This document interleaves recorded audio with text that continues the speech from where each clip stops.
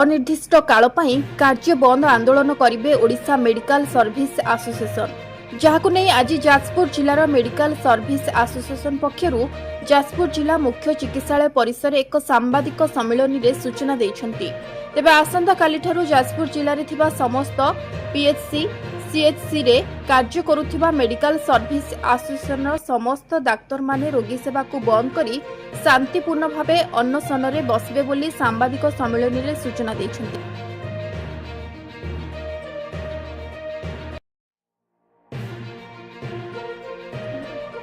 दीर्घ वर्ष धरी 8टी दफा दाबी को नहीं दाबी करि आसुथिले मध्य दाबी पूरण होई नाही केवल प्रतिश्रुति दे आसुछन्ति।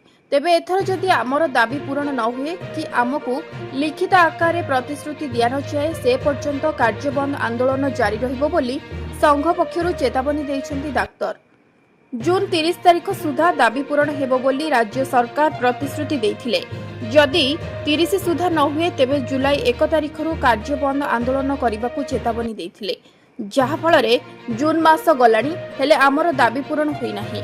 आज संध्या पर्यंत अपेक्षा करिछु जदि आमर दाबी को शुणा न जाए तेबे आसंता काली जुलाई 1 तारिखरु ओडिशा तथा जिल्ला रे थिबा समस्त ओडिशा सर्विस एसोसिएशन समस्त डाक्तर एही आंदोलन को ओल्हाइबे बोली चेतावनी दैछन्ति।